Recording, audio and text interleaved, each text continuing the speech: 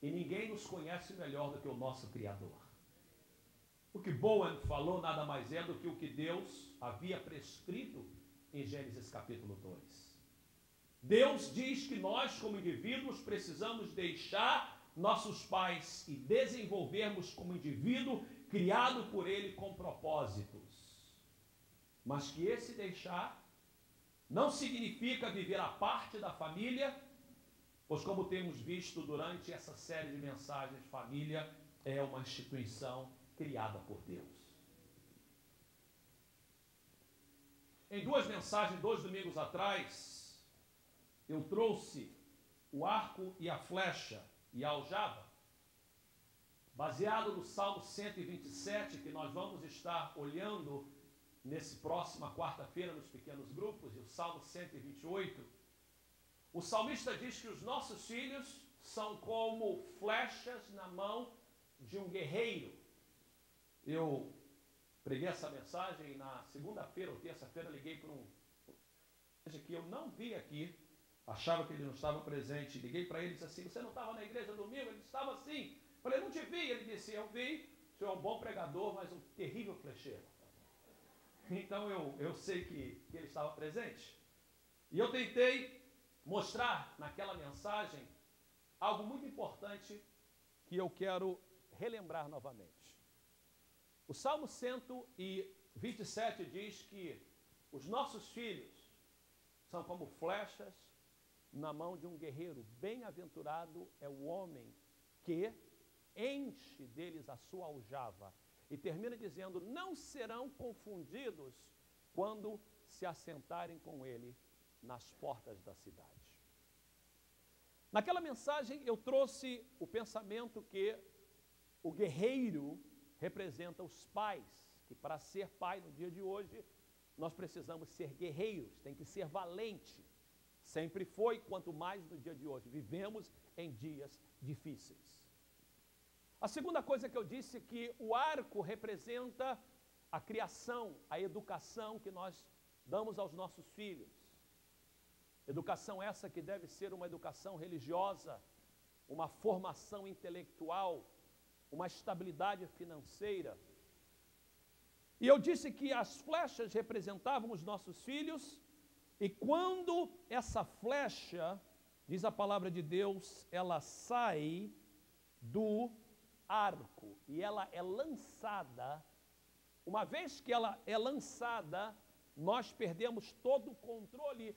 O nosso alvo é que ela chegue no alvo de Deus, ou no propósito de Deus para a vida delas, mas que como todo a comparação é imperfeita, o problema é que nossos filhos são como flecha, mas não são flechas.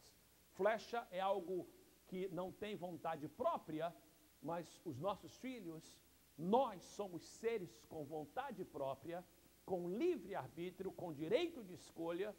E embora nós fazemos toda a preparação, uma vez que a flecha sai da aljava e sai do arco, nós temos que confiar que o trabalho feito durante a preparação, enquanto estava na aljava, enquanto estava no arco, esse trabalho vai dar fruto e nossos filhos vão alcançar o propósito de Deus para a vida deles e os nossos propósitos como pais. Eu queria que vocês pensassem na nossa vida então como essa flecha. Todos nós somos como flechas. Somos como flechas porque todos nós somos filhos que um dia saímos do arco dos nossos pais. Nossos filhos são como flechas porque mais cedo ou mais tarde, alguns estão começando, eu vejo pais com filhos, eu vejo mulheres grávidas, mas isso faz parte do ciclo da vida. A criança que está no seu ventre vai nascer, essa criança vai crescer, essa criança se tornará adolescente, se tornará jovem, se tornará adulta e o ciclo vai continuar. A pergunta que nós temos é o seguinte: que tipo de flecha você é? Que tipo de flecha você se tornou? E aos jovens que estão presentes aqui, de que tipo de flecha você vai ser? Qual é o destino que essa flecha vai tomar? Aonde é que você vai parar? A mensagem de hoje é uma reflexão não só à família, mas uma reflexão ao indivíduo. Entendendo que Deus foi que planejou dessa forma. Um dia nós deixamos os nossos pais. Alguns deixaram não só os seus pais, mas deixaram a sua cidade, o seu país de origem e vieram para esta terra. Que tipo de vida você está se tornando? Vamos olhar o texto novamente.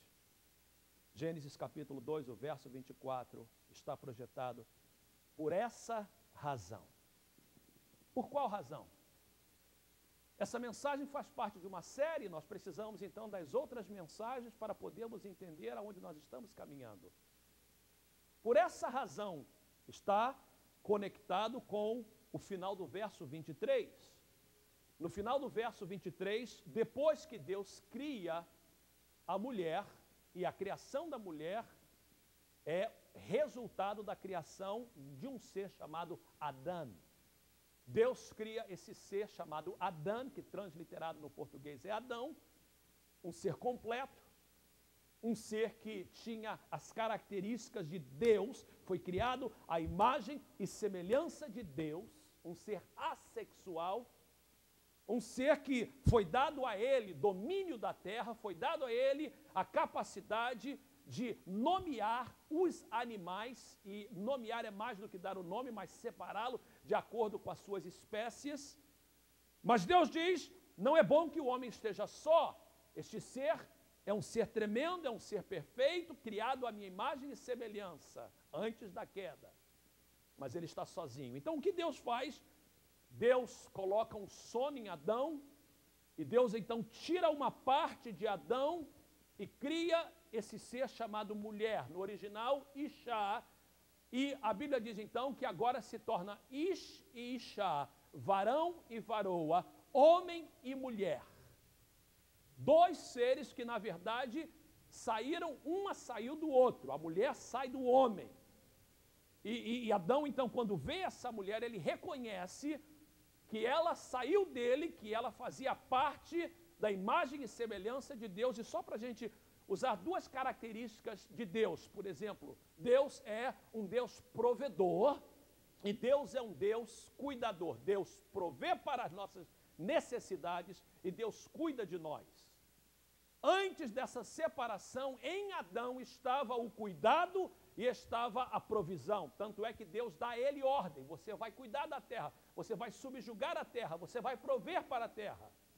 Mas uma vez que a mulher é tirada do homem, significa que algumas características de Deus encontra na mulher e outras características se encontram no homem. Por exemplo, a provisão é uma característica de Deus que está no homem. E o cuidado é uma característica de Deus que está na mulher. Não significa que a mulher não possa prover e que o homem não possa cuidar, mas naturalmente, é natural do homem prover, é natural da mulher cuidar. É natural do homem ser guerreiro e lutar, é natural da mulher ter o radar, ser sensível, captar coisas que nós homens temos dificuldade de captar. Isso significa então que para que esse ser estivesse completo, por essa razão, então, Adão reconhece que, porque a mulher foi tirada do homem, para que o homem fosse o exemplo de Deus, feito à sua imagem e semelhança, era necessário então que o homem voltasse a se juntar à mulher. E Adão então proclama e diz, por essa razão, ou seja, por essa razão que a mulher foi tirada do homem, o homem tem que voltar a se unir com a sua mulher.